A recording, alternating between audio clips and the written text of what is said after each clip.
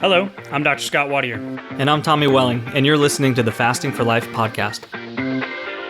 This podcast is about using fasting as a tool to regain your health, achieve ultimate wellness, and live the life you truly deserve. Each episode is a short conversation on a single topic with immediate actionable steps. We cover everything from fat loss and health and wellness to the science of lifestyle design. We started Fasting for Life because of how fasting has transformed our lives, and we hope to share the tools that we have learned along the way.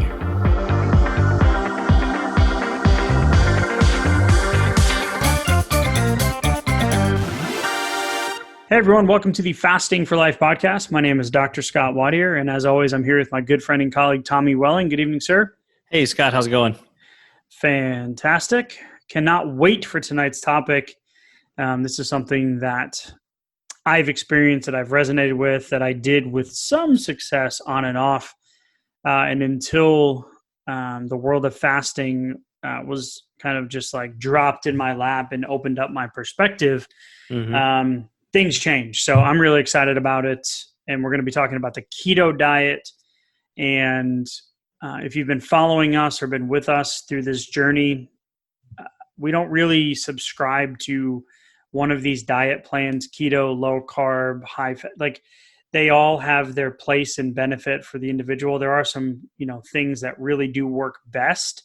But we're going to talk about keto kind of full circle, in really why I saw somewhat kind of on and off results with it, but we'll dive into the details here in just a second. Yeah, and I think I had similar results as you, so I'll probably piggyback off of some of those same stories, I imagine.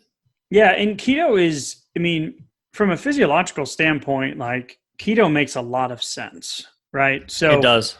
You're burning fat, you're decreasing your blood sugar spike or your glucose spike. You're eating less carbohydrates. So there's like an immediate benefit for a big part of the population that has, that's overweight, that has undiagnosed blood sugar problems, that has diagnosed blood sugar problems like metabolic syndrome or pre-diabetes, which is like 27 million Americans, or type 2 diabetes, which is a growing number that seems to be growing faster than anyone could really expect. And there's a whole nother conversation about food choices and food supply. But really, let's just simplify it. So when we talk about keto, the basics of keto, and there's different types of keto. There's therapeutic keto, which is like where you are less than 5% of your intake in carbohydrates. There's dirty keto. There's cyclic keto. Like, keto really just means what? High fat, right? Yeah, pretty much high fat, moderate protein usually is what I hear thrown out there. Because one of the big mistakes that some people can jump into when they first go into keto is just thinking, okay, well, let me just eat all the protein. I'll just do like some fattier meats. And then they have so much protein that they're really kind of getting away from the basis of a ketogenic diet. They can actually throw themselves out of ketosis when their protein's too high. Yeah, and so when we talk about keto, I've done this really clean and really dirty. Like, I've tracked everything, and then I've just kind of been like, all right, it's a higher fatty food, like you just said. I'm just going to eat it, right? So when I was tracking, and I was consistently in a caloric deficit over the time period of, I think it was like just under 2 months when I was really strict with keto. We did a challenge in my old clinic, had some great results. I got some weight loss, but then it really stopped working. And it was at that like 30-day mark where I was tracking and I was working out, and I just started to feel like off, and I just wasn't feeling the same energy and the same vibrancy. And I was following the same schedule, but with keto, it's almost like there's a numbers game here, which I'll have you explain in just a second. But keto on its own can be great if you've got like a little bit of weight to lose, or if you're looking to change and just kind of remove the carbs from your diet because you've done some research, you don't feel great about them. The wheat, the story of wheat and gluten and all these different celiac disease and all these different things that are tied to like that standard typical carbohydrate that we find on the shelves in our stores. then that's great. And you're going to see great results with it. But for me, who had been failing year after year, when I got onto keto, I was like, yeah, I got 50 to 60 pounds to lose. And I hit that first 30-day mark and it just kind of like stopped. Yeah. And, before I forget, one of the other good things about keto that you can notice right in the very beginning is it tends to be self-limiting for a lot of those really hyper palatable, delicious foods, that a lot of us have gotten in trouble with or have maybe some food cravings with, like pizza and things like that, things that are really, really carby, and it will limit those too. And so that's where some of those short-term effects can come from right in the beginning, right? Yeah, because you pretty much go low carb, right? And the sustainability with keto is the problem. Like, who doesn't like bacon like cooked in butter? Sure. I mean, the fatty foods are like super rich and enjoyable, and you've got your avocados and you can do eggs, and like we used to make what was called fat bombs. It was like literally blended up Kerrygold grass-fed butter with some erythritol. You're laughing, a little bit of vanilla. Oh, wow. Some cinnamon and some heavy cream, and you just like blended it together, and then you froze them, and they were like these delicious buttery fat bombs. And I used to like they were just always there, so I would eat them by the handful. So keto can work great for a short period of time, but really where keto is the most successful, before we go into that, is really what I was thinking about in terms of the math of keto.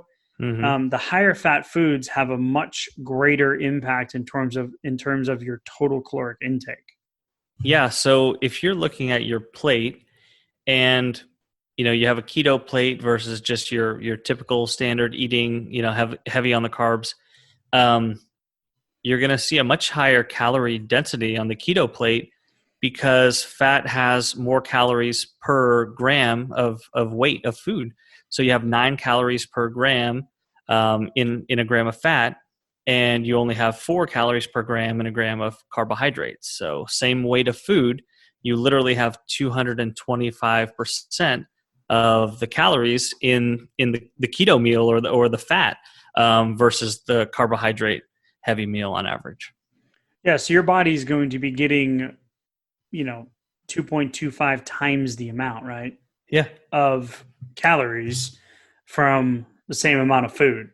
So like right there spells a recipe for disaster if you're not really specific, right? If you're not really good at tracking, if you're not good at, keeping and trying to figure out the whole calories in, calories out model, which I mean, I haven't seen an accurate way to do it yet in terms of a math equation, right? So what your body is intaking in calories, and then what your body is burning off throughout a day because of all the physiological processes that are taking place, from regulating your blood sugar to interacting with, sun exposure, to regulating your body temperature, to taking care of your digestion, et cetera, et cetera, et cetera. Yeah. And with regard to meal timing and the composition of those meals, your metabolism shifting based on those too.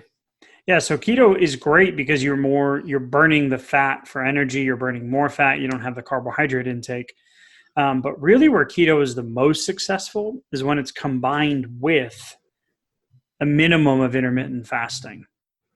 Yeah, because if you're just having just straight olive oil or something like that, you're going to have a very negligible, if any, insulin response there. But you start bringing protein into the mix and other things, you're going to still have an insulin response. So that being the case, if you're trying to drop fat, you're going to still need time where the insulin can get down to very, very low levels.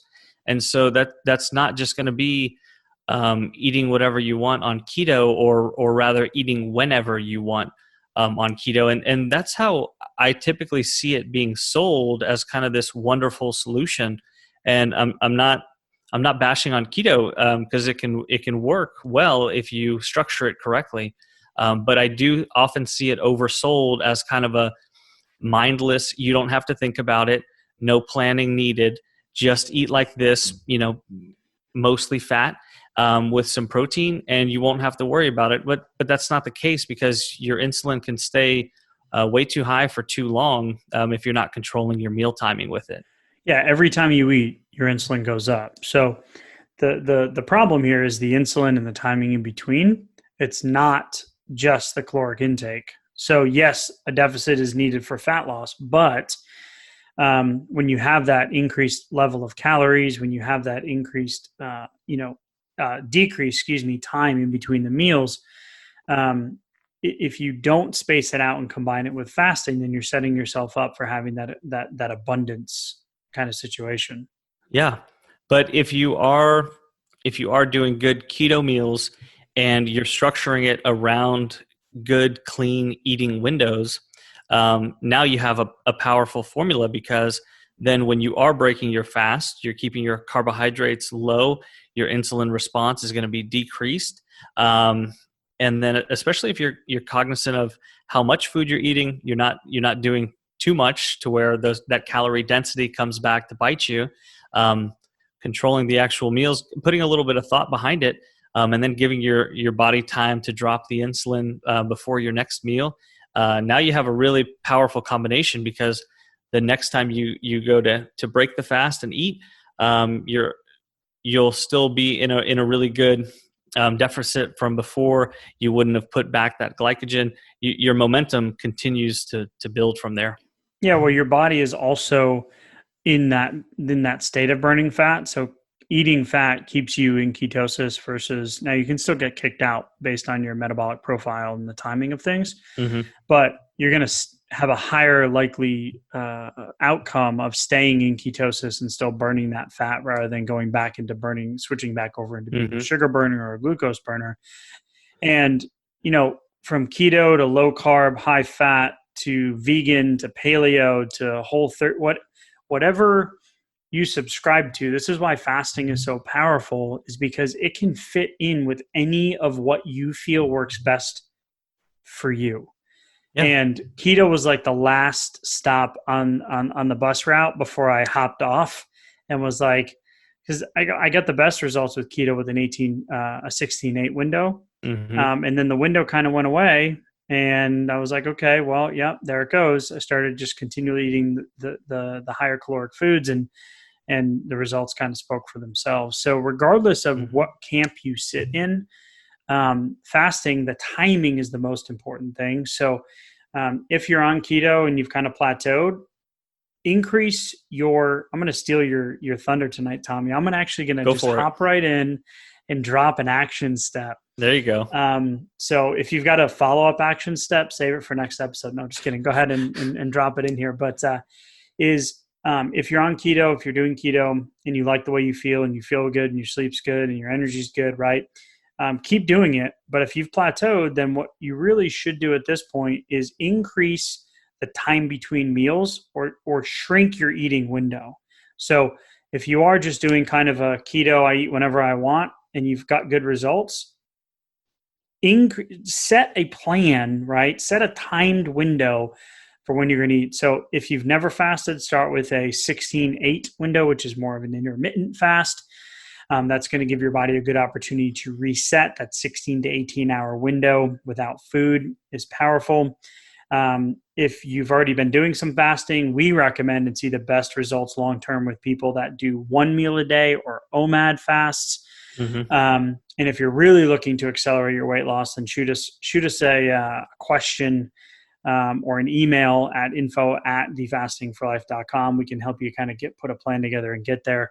We got different options for that. But so the action step, just to be really clear, and then Tommy might kind of add another one here, I'm not really sure yet, I can't tell, is if you're doing keto, or really whatever program you're following, and if you're kind of plateaued or you're not seeing the results you want, shrink your eating, shrink the time, increase the time in between your meals, right? So increase the time in between when you eat, shrink your eating window, and just pick a place to start. Yeah, I think that's a great one. And, my only follow-up to that would be, if you haven't done keto before, but you've also kind of, been stagnating, then it's a great way to control your carbohydrates, a great way to keep your insulin low when you are breaking the fast. But if you're gonna step into the keto waters, do it with some strict eating windows, like you just said, and I think that's how you're gonna see the best results. Yeah, and if you guys are new to fasting, we have a cool guide on our website that we created for people that are new to fasting or people that need to get back on track. So if you go to www.thefastingforlife.com, thefastingforlife.com, you can download the Fast Start Guide that comes with a free 20-minute deep dive. It's called the Mini Masterclass that accompanies the Fast Start Guide. It'll get you back on track or kind of, have you kind of jump in to putting fasting into your day-to-day life. So, yeah. Thank you, Tommy. Appreciate the time this evening, sir. I know keto kind of hits home for both of us. We've been there, we've done that. So hopefully that we've got the message out tonight that if you are doing it and you enjoy it, keep doing it, but really focus on that timing of when you eat. Absolutely. Well said, sir. Cool. Thank you. Have a good night. Thanks. You too. Bye. So, you've heard today's episode, and you may be wondering, where do I start? Head on over to thefastingforlife.com and sign up for our newsletter, where you'll receive fasting tips and strategies to maximize results and fit fasting into your day-to-day life. While you're there, download your free Fast Start Guide to get started today. Don't forget to subscribe on iTunes, Spotify, or wherever you get your podcasts. Make sure to leave us a 5-star review, and we'll be back next week with another episode of Fasting for Life.